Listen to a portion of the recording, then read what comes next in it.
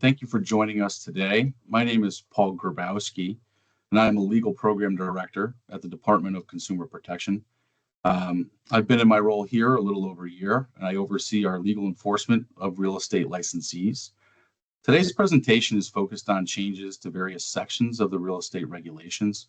Those changes were required as part of Public Act 2384, which went into effect last April. You may remember we did a few information sessions last winter and spring ahead of those implementations. Jason, can you go to the next slide? So today I'm joined by my colleagues, Annalisa Villard-Howe, our staff attorney, Jason Cohen, our director of operations, and our two real estate examiners, Jill Conklin and Mimi Warani Sarat Long. So they'll be chiming in a few times today as well and are going to be available later on for questions and answers. So there were a lot of technical changes made to ensure consistency with the statutes. That's what brought along these regulation changes that we're going to talk about. A lot of them were technical, but we are going to focus on the substantive changes today. And we do have quite a lot to get through. So we're going to hold our questions until the end. We should have about 15 minutes or so to do some questions and some back and forth. So a little agenda on today. I'm going to walk us through some of the general changes. Mostly, I'm going to spend my time talking about disclosure forms, and Annalisa is going to then walk through changes to the advertising regulations and education, including pre-licensing and continuing education. Jason Cohen will speak on a few items that have come up recently that we want to cover, and then we'll go into our Q&A. So just a brief note here, the regulations changes went into effect on December 27th of 2024. Up until last week, you had to view these changes on the regulation making record page in the e-regulations website. That could be a little cumbersome because you could only view the PDF of the final version of the regulations, which included that underlining for additional words and bracketing for deleted words. So that could be a little bit confusing. But as of last week, the end of last week, you can now view them kind of as you normally would at the regulations of Connecticut state agencies within the e-regulations webpage under Title 20. That's a little easier to navigate, and you can actually see what the official regulation looks like without all that underlining and bracketing. So that's a change as of the end of last week. So I urge folks to check that out and browse these. Jason, can we go to the next slide? Thank you. So I just want to mention some of the relevant law to DCP's real estate enforcement, just as a little overview here. So our statutory authority, what we're looking at here is Connecticut General Statutes, Chapter 392, affecting real estate licensees. That's where you're going to see most of the content of what we talk about and what we're doing for enforcement. We just wanted to also note Chapter 416, which is the Commissioners and the Real Estate Commission's authority. And then today, what we're talking about, of course, are those regulations of Connecticut state agencies, Title 20, and we'll walk through that.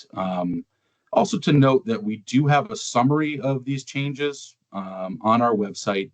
We have links here to statutory changes that were effective April 1st, the regulation changes that we're talking about effective December 27th, and we did do a separate web page little section on the specific advertising changes that took place as a part of the regulation updates.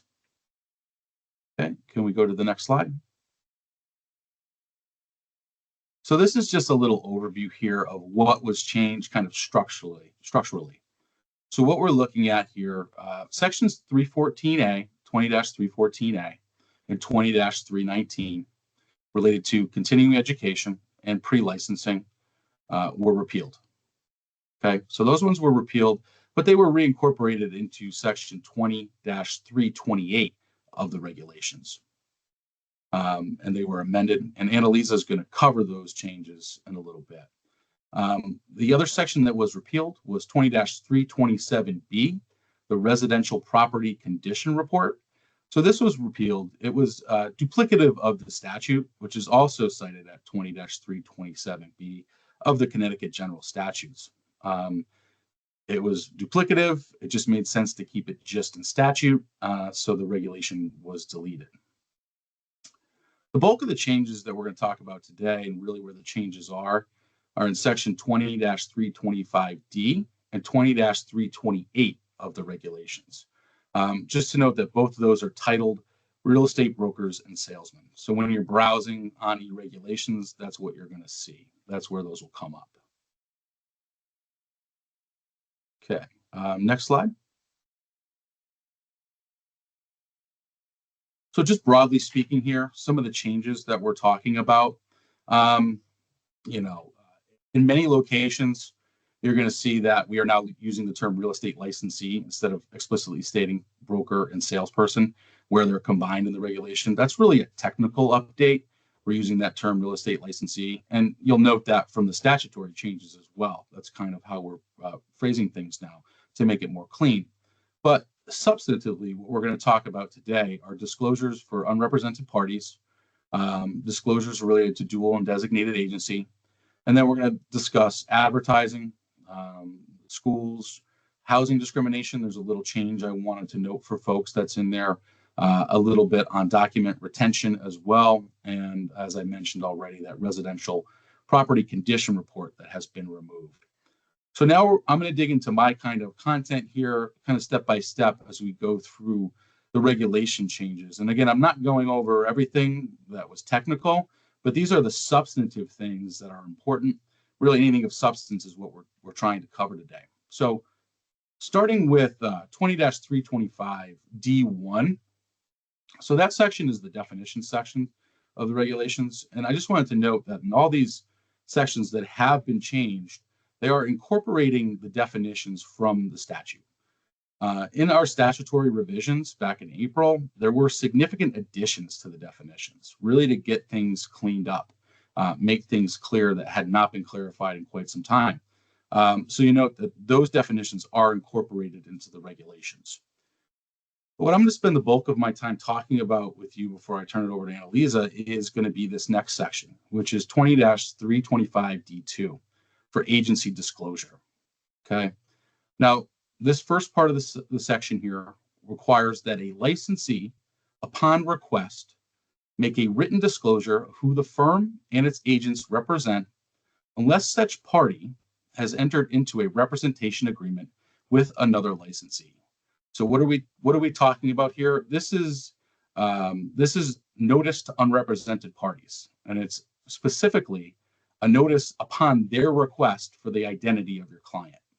So that's what we're talking about in section 20-325D2. We're talking about the disclosure notice given to unrepresented parties when they request your client's identity. Now, this was in here because it corresponds to a statutory change. That's section 20-325D of the Connecticut General Statutes. And exactly what needs to be disclosed, we're going to go into right now. But I just also want to note that previously this section and related to this form, this type of notice, in here you had titled Form 2. That was in the old regulations. You had Form 2, which was called the Real Estate Agency Disclosure Notice Given to Unrepresented Parties. That form has been deleted. So there are no longer that form is no longer in regulation. However, the regulation requires that DCP post the form to its website.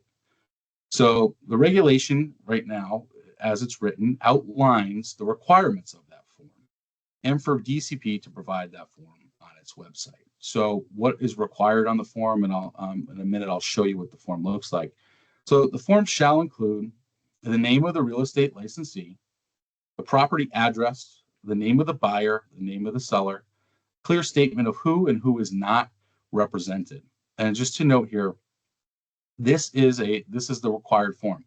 DCP shall post this form on its website, and this is the form that shall be used. This is not a template, right? This is the form. And again, we'll take some questions when we get to the end because we do have quite a bit to go through. So I'm going to share my screen right now so that we can take a look at this form and where you can find it. Let me see if I can get this up. Okay. Oh, is that being shared, Jason? Yes. Okay. All right. So this is where you can find our forms here. Up here, you'll see we've got ct.gov /DCP/real estate/new forms. That link is also included in all those summary pages, so you can get to these new forms. And here we have these new forms, which includes the agency disclosure unrepresented parties form that we are discussing. Taking a look at that form, it's a rather simple form, and you'll note that it includes the elements prescribed in the statute, which is who's being represented, the property address, the name of the seller, the name of the landlord, the name of the buyer or tenant. So who's being represented and who those individuals are. And then it has a few very simple kind of disclosure statements here, or rather statements that are beneficial to this unrepresented party. And that includes, just noting that what it means for someone to be represented, what obligation they have for their clients. Also noting that all real estate licensees have to act with honesty and fairly towards all parties. And then letting people know that they need to protect their own interests if someone else is represented, including looking into hiring a separate licensee. So this is a fairly straightforward form. And again, this is given upon request. So I want to emphasize that it's given upon request of that unrepresented party. And I want to note here too at the bottom, you do see that there's an option here. If the unrepresented party refuses to sign the document, you should check this box, right? So there is that option there if there is a refusal. Okay. I am going to stop sharing my screen and we can go back to the PowerPoint, Jason.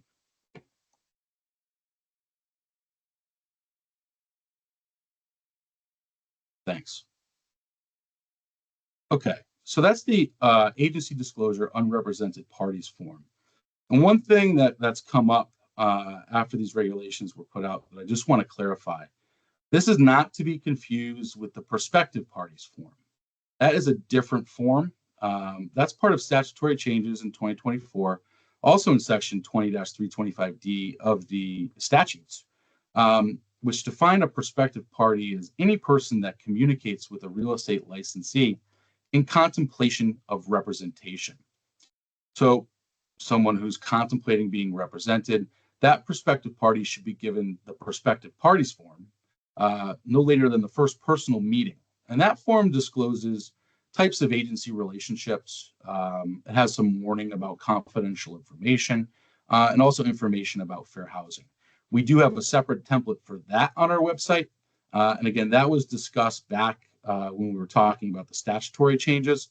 I just want to make sure folks know that the regulations today, we're talking about that agency disclosure for unrepresented parties form. And the key distinction there, right, is that's given to a party in the transaction, whether it's a buyer or a seller, lessor or lessee. And that's given upon request. And you shouldn't confuse that with the prospective parties form. Two separate forms. One given to that prospective party that's contemplating representation. So you got two different things there. Just want to make sure that that's clear. And so moving on, we're still in section 20-325D2 of these regulations. And it's important to note also that there was a Form 1 in the past version of the regulations. And that Form 1 was the dual/designated agency form. That form was deleted. Okay. So there's no longer those forms in regulation, whether it's the dual/designated or that unrepresented parties form. So what we have instead now, we have subsection C and D of this regulation, and subsection C references the dual agency consent agreement required by statute in section 20-325G of the Connecticut General Statutes. And that section provides, if you look at that statute, it provides the form for dual agency that can be used as a consent agreement. What this subsection C also does is notes that the dual agency consent agreement can be combined with the consent agreement for designated agency. So just as you had in regulation before, you had Form 1, which was that exact copy of a dual/designated form. Now what you have are the requirements for these forms here, and what we've done is we've provided templates on our website. In that new forms page, you can see we have a template for a dual agency consent agreement and a combined dual agency designated agency form. So subsection D here in 20-325D2 is the notice of consent for appointment of designated agents. So that's where we get our designated agency consent agreement, and notes that the form must include a description of roles and responsibilities of designated agents and appointing brokers. There must be consent to the appointment, and the names of the designated agents must be listed, as well as the name of the appointing broker. Again, we have those templates on our website. The forms are now removed from regulation, but there are templates on our website, and the regulation itself lists out what needs to be in those forms. Okay, so those are some of the big things I wanted to cover. I have a few smaller things I want to go through now before I turn it over and we talk about advertising in the schools. Just to note here, again, I want to note in section 20-325D5, kind of going through this progression of regulations here, that folks can refuse that unrepresented party. They can refuse to sign that unrepresented parties form that I mentioned. But we have that checkbox that I mentioned, and that you can see here in the regulation when you take a look at it. One other thing where there's no substantive changes in 20-325D7, but I wanted to note, since we're talking about it, that the disclosures that we just discussed are not required in open houses or auction, provided that disclosure of agency relationships takes place conspicuously, and that no personal meeting is held. There's no changes to that regulation, but since we're talking about those disclosures, I just wanted to mention that. Okay, so moving on to section 20-328 of the regulations, where we're going to be looking at some more changes. Again, a lot of what you're going to see here are technical changes. Definitions from statute are incorporated. One substantive change that I want to mention is in section 20-328(3)(a). Now, these are changes related to record retention. These are in here because of statutory changes back in April in section 20-325M. I know I'm throwing a lot of references out there, but this is being recorded and you'll have a good reference to some of this stuff. So in 20-328(3)(a) of the regulations, again, this reflects that there's a 7-year retention period for records, and that records must be made available to the department upon request in an electronic format unless that's impractical, and that the commissioner may request any information for the administration of Chapter 392, our chapter on licensees and our enforcement of licensees. Again, this is just a reflection of what was changed in statute, so we've now put some in regulation as well. Okay. Now, section 20-328(4)(a) is a section on discrimination in fair housing. What we've done here, what's been updated, is we've cleaned up this section a bit. Previously, this section listed the types of impermissible discrimination. Now it specifically references the CHRO, or the Commission on Human Rights and Opportunities statute, section 46A-64C, which is titled Discriminatory Housing Practices Prohibited. So instead of previously listing out types of discriminations and protected classes, we're now referencing the CHRO statute, which makes those references and is even a little bit fuller. So it's more comprehensive. Now, this made sense to do and include in this section because instead of separately spelling out those things and risking any inconsistency with state law, we want to make sure we're referencing that CHRO statute, which is thorough, which occasionally gets updated, so that there's really clarity and we're avoiding confusion here. So I think it made a lot of sense to reference that statute so that we're not, constantly having to go back to our regulation and update it. We're updating the best place possible by referencing that statute. Okay. There was a minor change made on section 20-328(6)(a) for net listings. Really, the only change here was that instead of using the word net listing, we're using the definition of net listing and stating that that is a definition which states a listing contract in which the broker receives as a commission all excess monies over and above the minimum sales price agreed upon by the broker and the seller. Really not a substantive change, more of a technical one here, but I just wanted to note that because you'll see some underlining there and it looks like it's a lot of new language, but it really is not a substantive change. And then I just have one more small change that's here, reflective, put in because of some statutory changes, and that is section 20-328-8A related to commissions. This just clarifies practice and the law that out-of-state real estate agents may receive compensation in accordance with the statute. So just a reference to that statute, and the statute reference is 20-325L, but this was just updated to reflect that. So those are the changes I wanted to highlight before we move on to advertising and to the education piece with schools and continuing education pre-licensing. But again, the important thing on mine that I want folks to understand are that we have these new forms related to 25-325D2 that can be found on our website. And yeah, that's what I want folks to get from what I've gone through today. So with that, I'm gonna turn it over to Annalisa, our staff attorney, to talk about, I believe, advertising first and then the real estate schools. So thank you, and I'll be back for a Q&A. All right, good morning. I hope everybody is still awake because regulations are wonderful at keeping everybody awake and alert.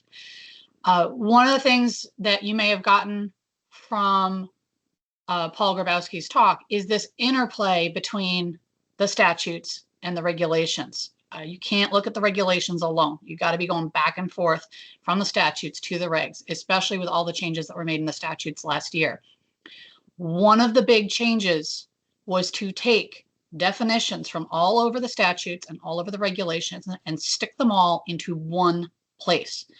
Lawyers love definitions. So here they all are. Here's where you go find them in the Connecticut General Statutes, section 20-311. The two that have been coming up a lot are the actual definition of advertising, which is right there, and the actual definition of supervising licensee. One of the terms that is gone, it is no longer in the statutes, it is no longer in the regulations, is the old terminology of a sponsoring broker, sponsoring licensee. That is no longer a current term. We are using supervising licensee only. That is the real estate broker responsible for controlling and supervising another real estate licensee or team. This is the person listed in e-license as supervising a licensee or a team. So this isn't just a broker. It's a little bit more specific. This is the real estate broker who is controlling, and supervising.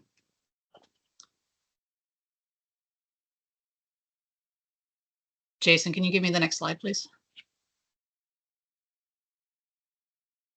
So the new advertising section.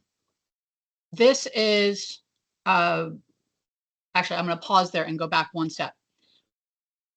With that idea of supervising licensee, one of the legislative changes, one of the statutory changes last year was an addition to section 2320. So there is now a 2320 sub B. And this new subsection is bringing in this requirement that a supervising licensee is responsible for the folks working underneath their supervision. So just because the supervising licensee is complying with the law, they are still responsible for the behavior and the conduct of the folks under their supervision. So that's a new part of the April 1 last year statutory changes. All right, moving on to the advertising regulations.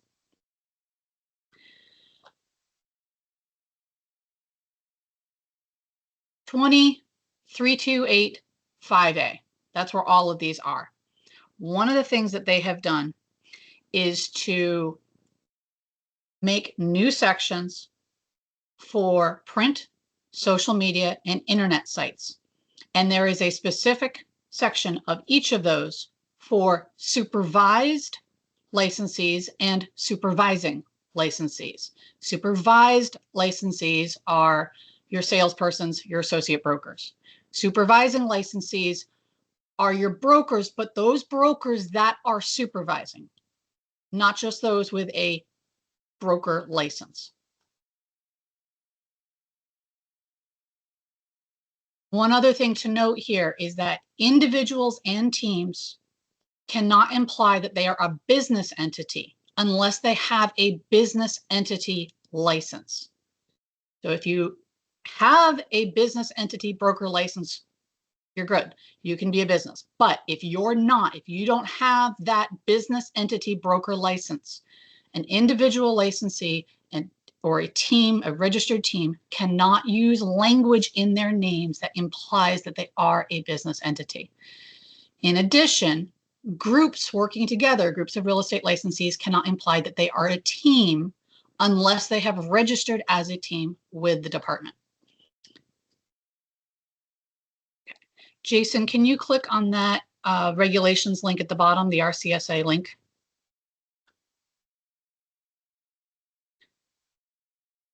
It's going to let you.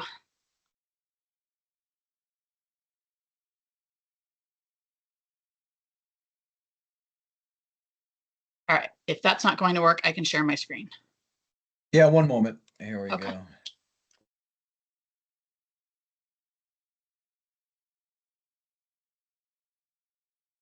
Okay. So this is the Connecticut Secretary of State's e-regulations website. So the statutory website is held by the legislature, the Connecticut General Assembly. That's where you go for the statutes. If you want the regulations, you got to go to this Secretary of State website. Under this browse section, this is Title 20. If you scroll down through all of these sections here, we're looking for specifically section 20-328.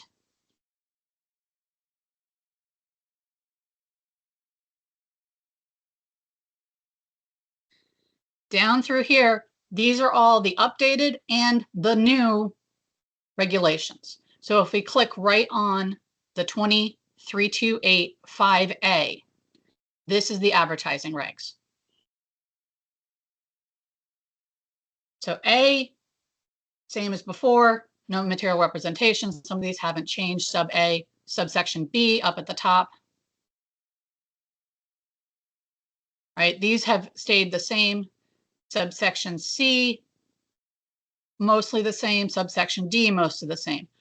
Where you get into the substantive changes, you're looking at E, F, G, H, I, J, and then K. These are the new ones. Subsections E, F, and G. Those three paragraphs, those are your three sections that apply to your supervised licensees. Sub E is your print media. Sub F is your social media. And sub G is the internet websites. So E is print for supervised salespersons and associate brokers. Sub F is your social media. Sub G is your internet. Then you have HIJ. Same idea. Sub H, sub I, sub J are your three sections applying to supervising licensees. These are brokers responsible for the behavior and conduct of other real estate licensees. And again, first one, sub H is print media, sub I is your social media, sub J is your internet website. I'm going to go back up to sub E, and I'm going to focus on that one for a minute. Sub E is the idea of all of these. Any salesperson or associate broker advertising in print shall include the name of the licensee as it appears on the person's license. All of this information is going to be as it appears on the person's license. And they have to include a phone number or an email address for that licensee. In addition, so this is the licensee listing for advertising real estate services, advertising a property. They also have to include the name of the supervising licensee as it appears on the supervising licensee's license and that supervising licensee's phone number or email address. So we're looking at the name is on the license and the phone number or email address for both the supervised licensee and the supervising licensee. And the supervising licensee's information has to be as big or bigger. So the supervising licensee is the captain of the ship, right? They're the one ultimately responsible for all of this information, for all of the work going on underneath them. Their information has got to be there. It's got to be findable. It's got to be obvious. And that way consumers can come in, locate the information, figure out who is listing this property, who is responsible, who do I contact, and if there's a problem, who do I need to get in touch with to figure out what's going on. And once I have this information for these folks, who do I need to contact to talk about this property? Who do I need to contact if there's a problem? Who's their supervisor? I need to be able to take that information, go into eLicense, look it up, find their license, and verify that there's no outstanding concerns. That's the idea behind this. So one caveat with this is we always talk about, right, include the licensee's name as it is listed on their license. The department is now accepting nicknames. If you have an approved nickname in eLicense, then you can use that here. But it's got to be an approved nickname submitted to the department in eLicense. Okay.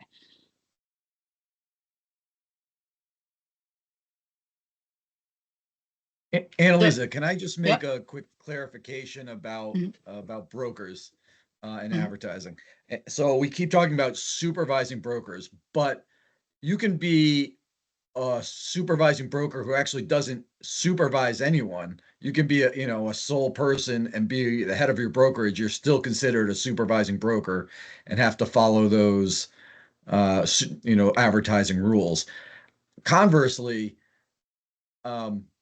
you can be acting as an associate broker without necessarily being listed as an associate broker. So if you're a broker working under another broker, whether you're officially an associate broker or not, you're acting as an associate broker. So you have to follow those associate broker rules if you're working under another broker. Thank you, Jason. So again, going back to, these are the basic requirements. Going back as well to that interplay of statutes and regulations, there are multiple places in the statutes and the regulations where brokers and associate brokers are held to other standards of advertising. So this section of the regulations is not the whole story. There are other sections. So brokers, associate brokers, teams, these folks are held to additional advertising requirements elsewhere in the stats and regs, but we're focusing right now on the changes of the regulations today. So we've talked about the print media. Jason, we lost your shared screen there. We talked about the print media. Internet is going to be mostly similar, but I'm going to pause internet for a moment. I'm going to talk really quick about social media. Now, social media is not just social media websites. We're talking text messages, social media, the kind of stuff that you're going to use smartphones for. That one has to have the name of the salesperson or associate broker and a link to the website. So who is responsible, who's posting this property, and a link to the website so I can go get the rest of the information. That's the idea for social media. Okay, notice here in sub F, right? It's not saying that you also have to have the supervising licensee. It's just the supervised, but they've got to have the link to that website. So now we go to the website requirements. This is sub G. Okay, just like print, got to have the name of the supervised licensee as it appears on their license. You've got to have the phone number or the email address and the last date on which that property information was revised, unless it's being updated automatically through the MLS. Also have to have the name of the supervising licensee, got to have their name as it appears on the license, and then their phone number or email, and all of the supervising licensee's information has to be same size or bigger. Okay, so that's the sections, subsections for supervised licensees. The subsections for supervising licensees are relatively similar. in the sense that you're going to have to put the name as it appears on the license, the phone number, email address, and the information of any other real estate licensee who controls those listings. So that was a complicated thing. Let's get into these. So sub H, here's your print. Print advertising. Prominently display supervising licensee's name as it appears on their license and the phone number, email. We've seen this before. If it's made on behalf of or in coordination with another supervising licensee, you got to have their information as well. Okay. Sub I is the social media posting, very similar. Sub J is the internet for the supervising licensees. Got to have name as it appears on their license. We will accept a nickname if it is registered with the department, phone number, email address, last date on which the property information was revised. If the supervising licensee is advertising on behalf of or in conjunction with another licensee, right, include their information as well. Short version is we want to know who is controlling these properties, whose information, who do we need to go look up an e-license to make sure they have a current license and that there's no outstanding issues, and who do we go to when there's a problem? Who's the captain of the ship? How can I go find their information too? Last thing in this section is sub K. This is the new piece. This is the real estate licensees cannot represent themselves as a business unless they're registered as a business entity. There is a separate requirement that teams cannot do this in the new statutes as well.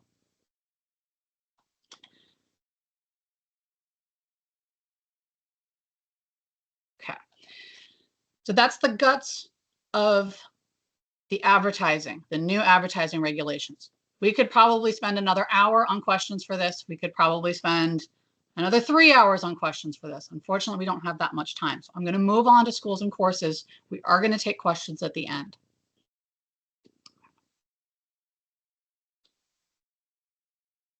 This is a reminder that last year the statutes were updated to reflect or to take the registration requirements for schools and courses and bring them out of the regs into the statutes. So schools offering real estate courses have to be registered.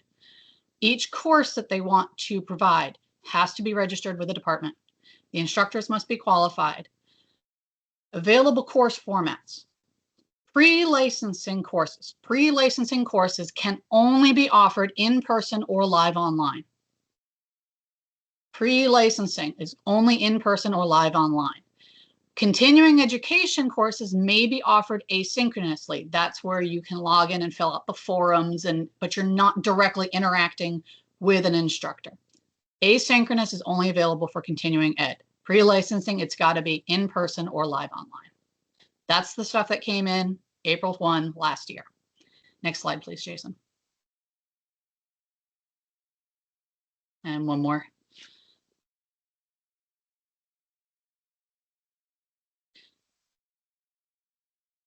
The new regulations. So section 2314A, excuse me, title, section, chapter, whatever word we're going to use here, was real estate courses.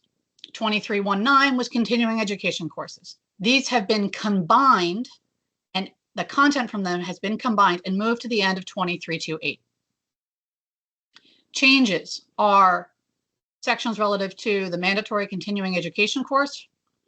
That's the 3 credits, every continuing education cycle.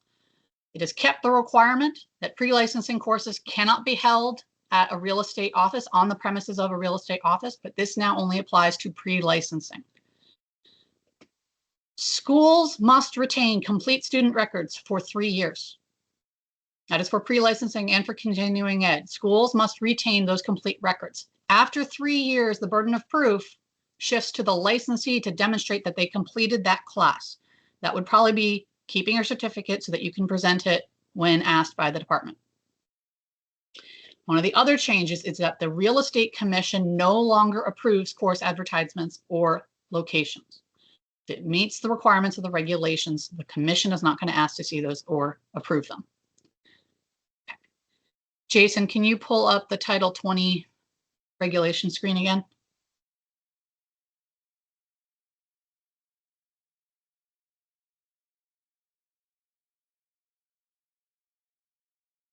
So we'll back out one level.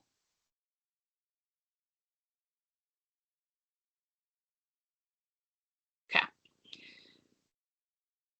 Would you click on that full version at the top, the 2328 full version?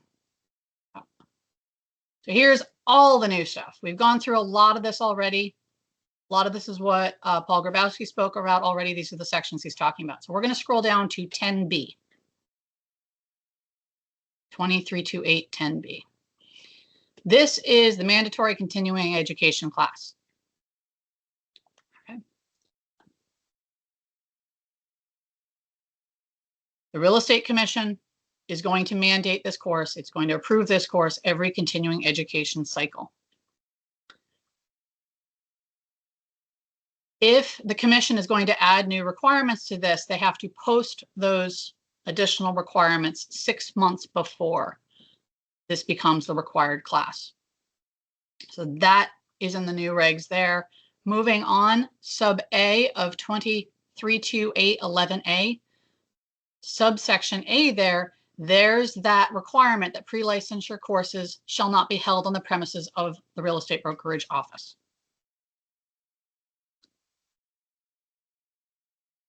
Much of the rest of this has not changed, so we're going to scroll through it very quickly. It's been reorganized and moved around.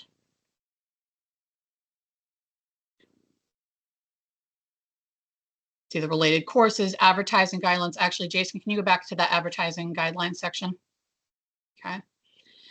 The advertising guidelines for real estate schools, those are the combined sections from 314A and 319.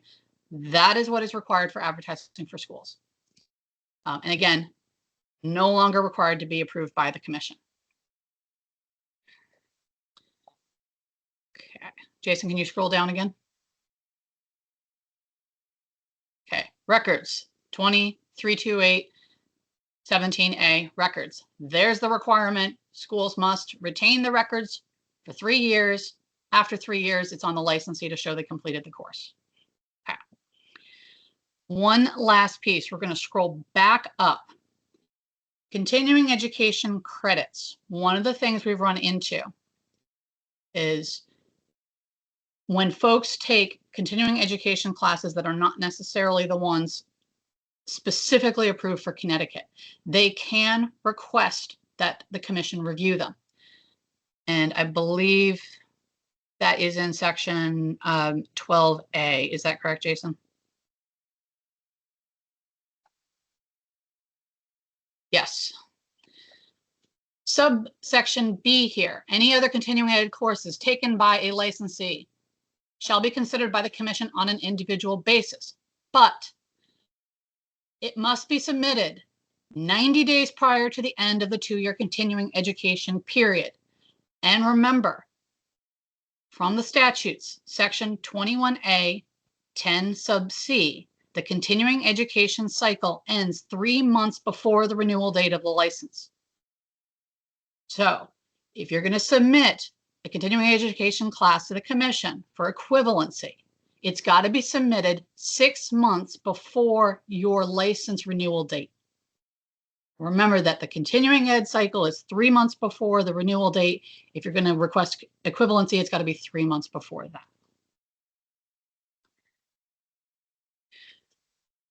So that's a deep dive into the regulations. We're going to go back out to the slides. And I will be standing by for questions when Jason is done.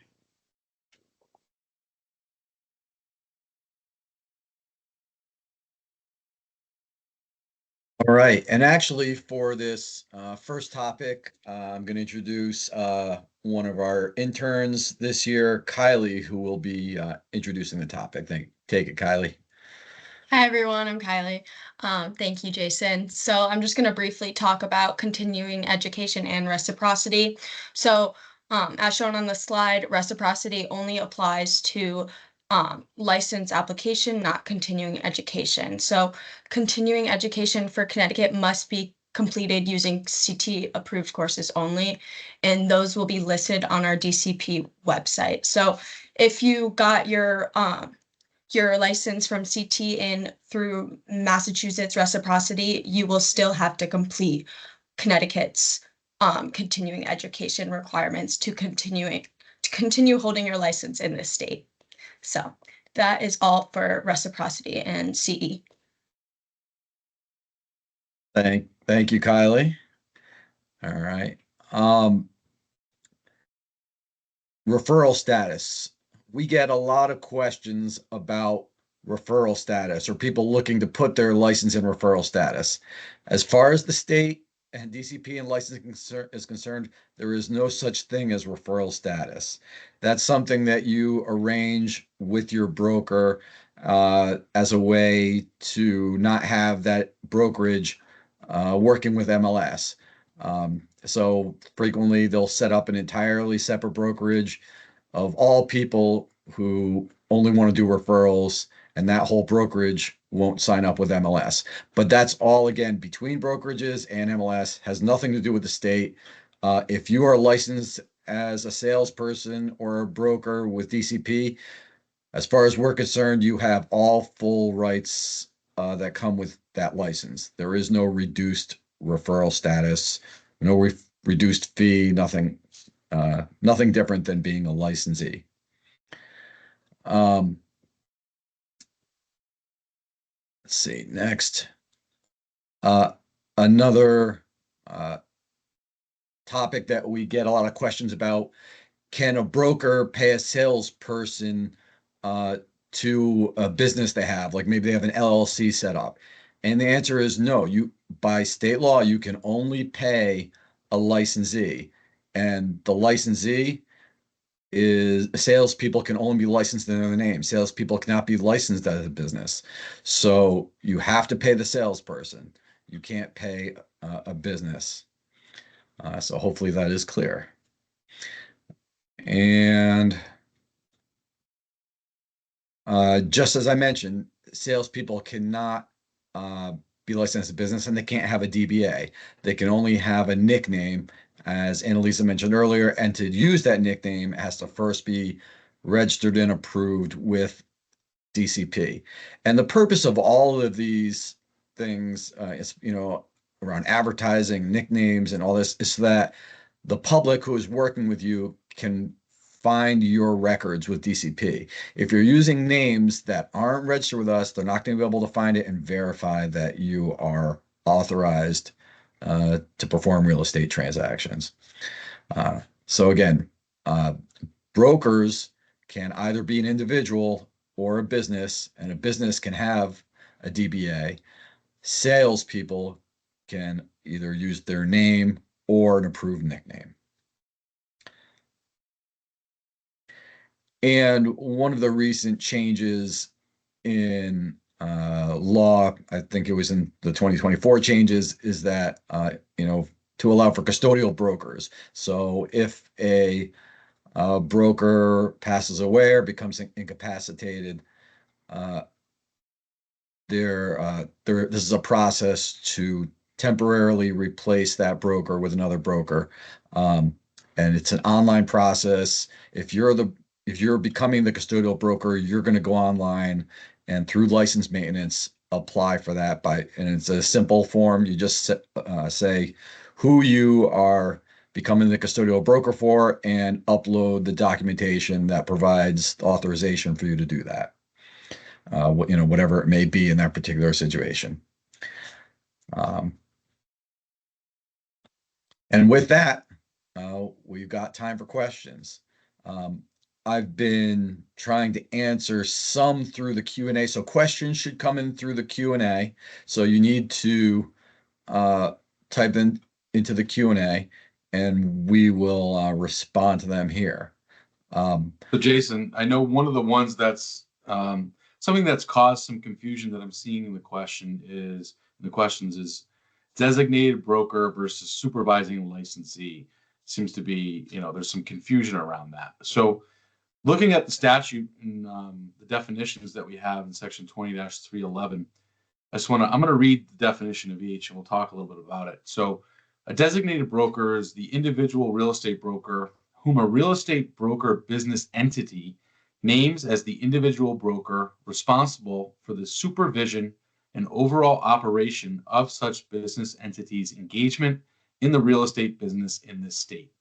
So again, what we're looking at there is this is somebody who's on file with DCP. This person does have to be on file with DCP, first of all, but it's the overall supervision and operation of that business entity.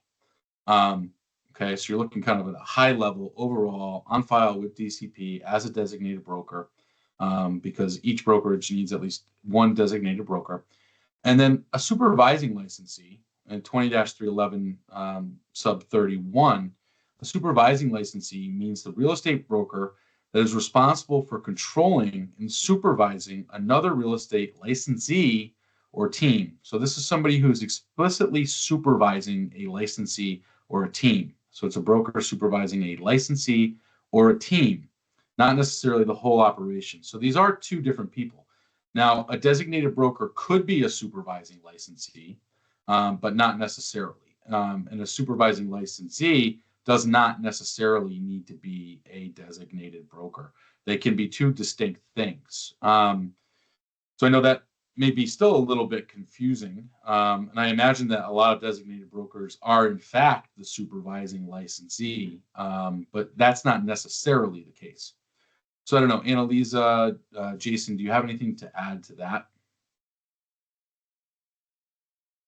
I don't at the moment. Okay.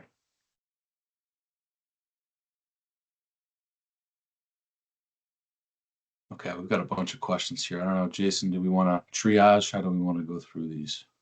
Okay, so does print media mean we need to add the information on all signage as well and business cards? And I believe the answer is yes.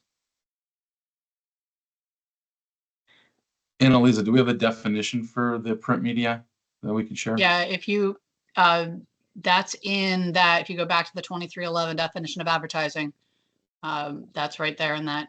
Jason, I don't know if it's possible to pull that slide back up.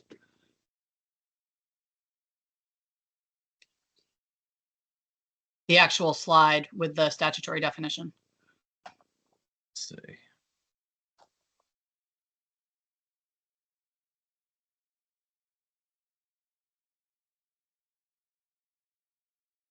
Short version is yes, signage is print media, and that is in that statutory definition. So I say, like, if you've got a question in these regulations, right, because lawyers love definitions. If you've got a question in these regs and statutes, go check the definition section. It's one of the first places that you're going to find a lot of this information. But there you go. Print media, including but not limited to outdoor signage and periodicals. Thank you. Under unrepresented, you use the term by request. What does that mean? Thought it was mandatory. Okay, so yeah, so I can clarify that. And I can even pull up the statute. Just give me 1 second here. It is 20-325D. And this is, I'll share my screen for a minute. So this is where the change came from in the statute. Hold on, sorry about that. So this is where it starts in the statute, 20-325D, subsection A here. A real estate licensee who represents a seller, lessor, prospective purchaser, or lessee in a real estate transaction shall, upon request, disclose in writing the identity of the real estate licensee's client to any party to the transaction who is not represented by another real estate licensee. So that is upon request, and that is the corresponding change that we have in regulations in this section, reflects that right here. Again, the regulation 2325D2, making a written disclosure upon request. So that, and there may be some confusion over that because as this regulation have progressed through the rulemaking process, that was at times in and out, but that is the final version upon request, and that is reflective of the statute. So hopefully that clarifies that point. And do payments to a salesperson and not an unlicensed business apply to commercial real estate as well? And I believe so because we don't have a separate commercial real estate license. Right, and we could take a look at that to make sure that that's accurate. We can get back to that person.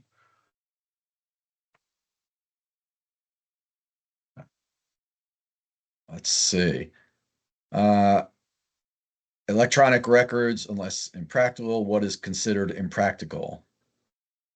So I'd say we'd have to look at that on a case-by-case basis. You know, if there was some sort of hardship, you know, you could certainly make that case that there's an impracticality. Hard to say. We'd have to, again, look at that on a case-by-case basis. Okay. Let's see. Scrolling through the questions here.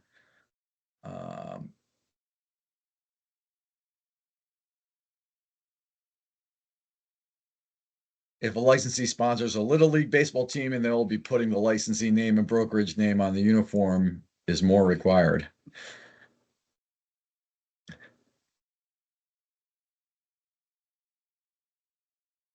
So we'd have to take a look at that, I guess, to get you an answer. I don't know, Annalise, any thoughts off the top of your head?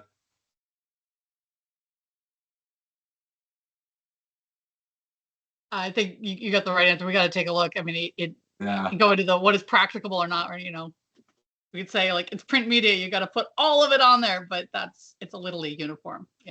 right. We'd have to take a So, look at that and yeah. If my company name is, Agora Homes LLC, do the agents use that name or my personal name as the broker? They should be using the license name, which is the business name. Right.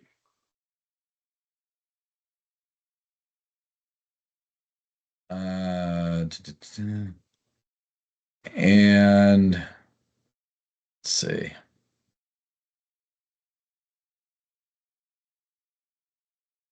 We do not provide examples of ads. We only provide the laws, and we don't pre-approve ads either. But we expect everyone to follow the law. If there is an issue, if there's a complaint, it will be addressed. But with 30,000 licensees, we can't possibly be expected to pre-approve all ads.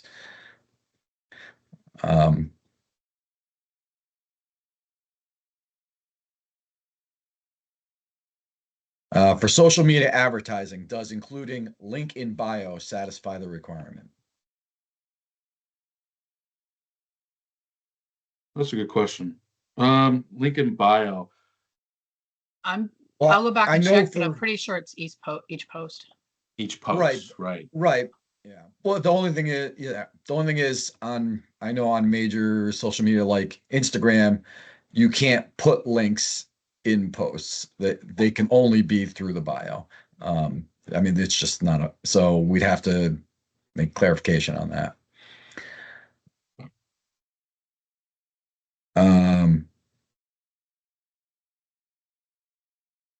If the salesperson is licensed as a business corporation, can the salesperson use their own name as a nickname on their license? No. No. A business can have a DBA, which is a version of the business name, but that's only for a broker. A salesperson cannot be licensed as a business ever. Salesperson is only their individual name and potentially a nickname. So a salesperson can never have a business name.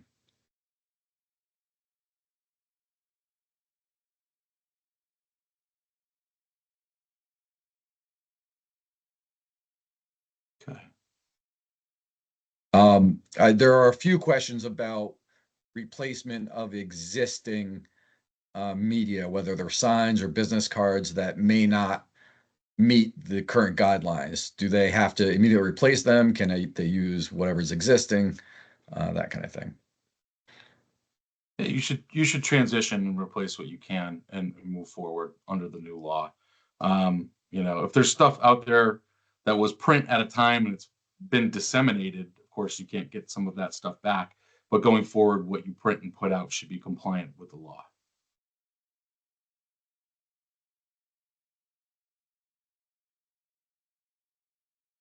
Okay. Can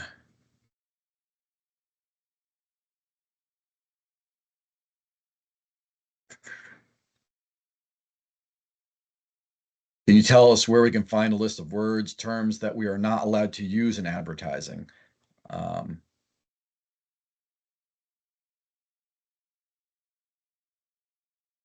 Specific Lisa, to businesses, like the business piece, in terms of applying that, if you're not a business entity, implying that you are. There's two sections for that. One is the regulations, section 23285A subsection K. That is the licensees cannot imply their business entity. And for teams, it is the statutes, Connecticut General Statutes, section 20312, sub E, sub 1, sub C. So that's specific to the business entity, the words not to use to imply that you're a business entity. In terms of other language, the main one would be the CHRO statutes on discriminatory policies.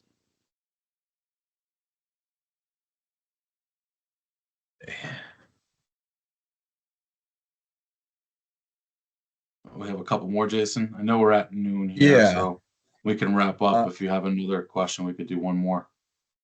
Yeah. So for the unrepresented buyer tenant, how do you fill out that form? You have to check who you represent. If the listing is with another firm, you don't represent the homeowner.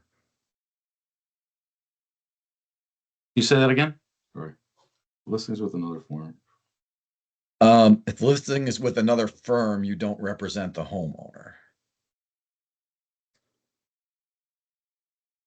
Right.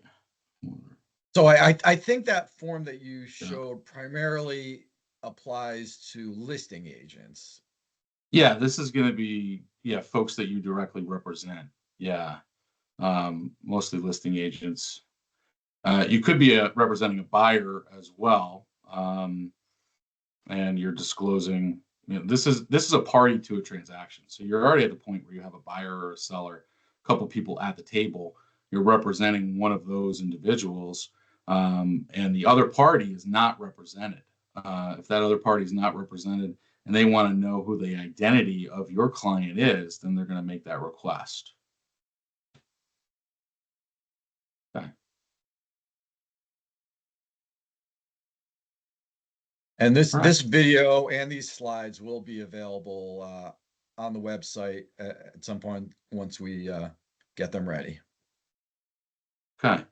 I want to thank everyone for attending today. I know it was a lot of information in a short period of time. Hopefully that helps clarify a few questions, some of the questions that we've been receiving over the last couple of weeks. But always feel free to reach out to the department. We can be reached at, we have dcp.legal@ct.gov web address or email address rather that you could reach us at. So please feel free to reach out with questions and we'll get back to you. If there's any unanswered questions that we have from today, we'll try to respond to folks from what we have in the Q&A. So thanks everybody, and appreciate your time today.